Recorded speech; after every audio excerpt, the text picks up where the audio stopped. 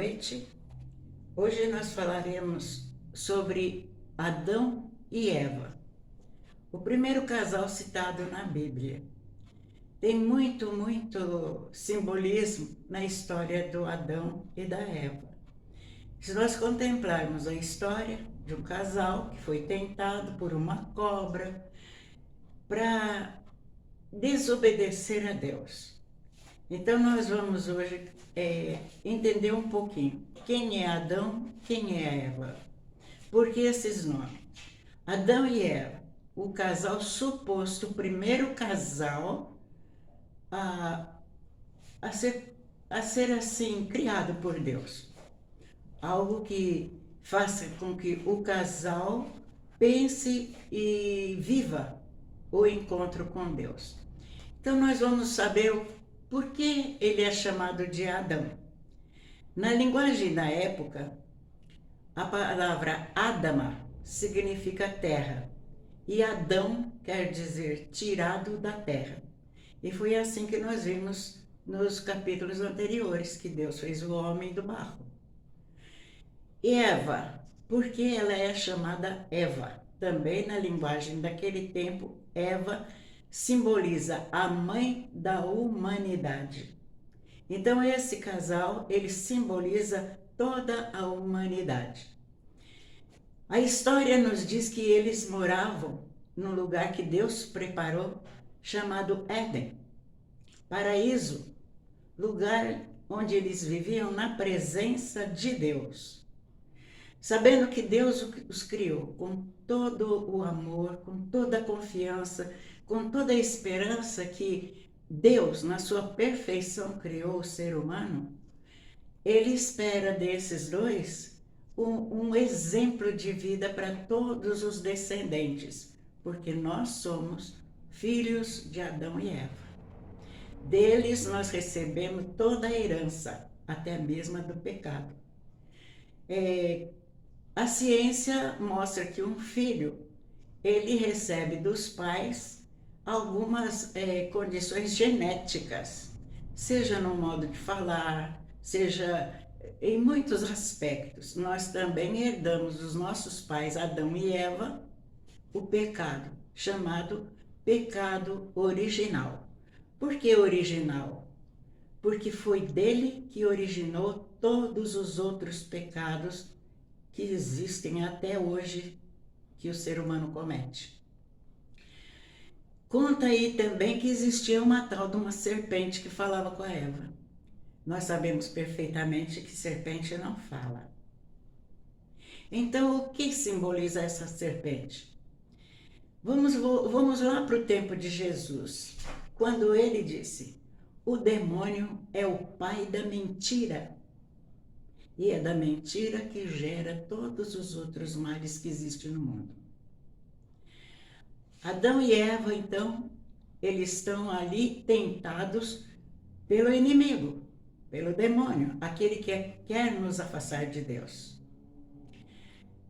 Deus tinha dado um conselho para Adão e Eva: vocês podem comer de tudo que há no jardim do paraíso.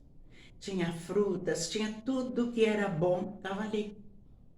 Eles podiam comer de tudo, mas Deus pediu: não comam da árvore que está no meio do jardim, que é a árvore da sabedoria, do conhecimento, do bem e do mal. Eram duas árvores, mas a que Deus proibiu mesmo foi a árvore do conhecimento do bem e do mal. E ele ainda deu um aviso: não comam do fruto dessa árvore, porque o dia que vocês comerem, vocês morrerão. E Deus, confiando nos dois, subiu para o céu e os dois ficaram ali. Eva então foi tentada pela serpente. Aí nós pensamos: por que a Eva foi tentada? Porque nós também somos. Quantas vezes durante o dia nós não somos tentados a fazer tudo o que é contrário à ordem de Deus? Olha para o mundo, olha do jeito que ele vive hoje. Tem alguém que está fiel a Deus completamente? Não, não tem. Essa falta de confiança, de confiança não, de obediência, ela nos vem porque dentro de nós, a partir do fruto do conhecimento do mal, nós adquirimos uma coisa muito, muito errada, que é a autossuficiência, o orgulho, a vaidade de ser melhor do que todos. Então, a Eva, tentada pela voz da serpente, que dizia para ela: de forma alguma vocês vão morrer. O que vocês vão ter é que vai abrir a mente de vocês e vocês conhecerão muito mais. Vocês ficarão tão poderosos quanto o próprio Deus. Vocês não precisarão mais dele. Aí entra a autossuficiência. Como é bom eu saber de tudo e não precisar de ninguém. É um pouco de orgulho, de vaidade, de tanta coisa que entra junto com essa autossuficiência que destrói todas as características de fé e confiança em Deus. Então, a Eva foi tentada e ela pensou, como seria bom, não é? Eu não precisaria mais estar aí obedecendo a toda hora, eu poderia ser livre, muito livre. E se Deus me deu a liberdade, então é isso que eu tenho que aproveitar. Comeu do fruto, mas ficou pensando e viu que o fruto era gostoso e que ela queria um comparsa no pecado. E deu para o marido. O marido comeu também. Até aí tudo bem. Então chegou a hora da visita de Deus, que vinha todas as tardes conversar com os dois. E quando eles perceberam que Deus estava chegando, Adão teceu para eles tangas de folhas para se cobrir e ficar quase que invisível no meio do mato. Mas para Deus nada fica encoberto. Então Deus perguntou: o que aconteceu com vocês? Por que vocês se escondem? Aí Adão falou assim: aqui nós percebemos que o Senhor estava chegando e a gente ficou com vergonha e se cobriu. E aí Deus perguntou: por que vocês sentiram vergonha? Por acaso comeram do fruto que eu proibi? Então Adão, para se desculpar diante de Deus, falou: foi a mulher que o Senhor me deu que me fez eu comer do fruto. Deus olhou para Eva e falou: por que você fez isso? Aí ela falou assim: mas foi a serpente. Ela me iludiu, ela me enganou. Ela falou mentira e eu aceitei. Aí Deus vira para a serpente e amaldiçoa a serpente. Tudo isso é um simbolismo muito grande, que nós devemos reconhecer, que quando nós pecamos, nós queremos um comparsa no nosso pecado. Nunca pecamos pela nossa vontade, foi o outro que nos induziu. Foi a oportunidade que apareceu. Eu não queria fazer isso, mas eu fiz, não foi da minha vontade. Todas as desculpas. Mas a pior delas foi a do Adão. Ele culpou Deus. Foi a mulher que o Senhor me deu que me fez pecar. Então vem a maldição, né? Então Deus condena primeiro a serpente, que vai se arrastar, comer o pó e coisa e tal.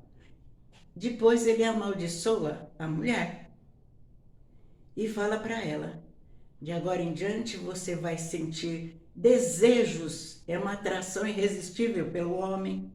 Você vai sentir dores de parto e você vai gritar de dor. Aí ele volta para Adão e fala para ele: agora você vai comer do suor do seu rosto. Nada lhe será dado de graça. Você vai plantar para poder comer. E nem sempre a terra vai te ser favorável. Vai colher também abrolhos e espinhos, ou seja, erva daninha, e não vai ter a colheita desejada. Com esse pecado do Adão e Eva, abre-se o mundo para todo tormento. Guerra, doença, morte, violência, tudo entra no mundo. E o mundo que Deus criou perfeito é contaminado. É contaminado pelo pecado. chamado pecado original. Deus não deixa a gente sequestrado por esse pecado. Ele vai dar um jeitinho para que nós sejamos livres desse pecado e fiquemos em paz com ele. Com esse pecado, rompe-se o acordo, não, a ligação que existia entre Deus e aquele casal. Rompe-se e assim aquela ruptura proíbe que nós entremos no céu. Por hoje nós vamos parar. Nós vamos pensar nas nossas atitudes diante do pecado. O quanto nós somos orgulhosos, o quanto nós somos autossuficientes, como nós julgamos o outro, como o mundo está agindo diante da proposta de Deus. O que Adão e Eva fizeram foi desobediência. E a desobediência faz tanto mal nas famílias, entre o casal, entre amigos e tudo. A mentira é horrível, é horrível.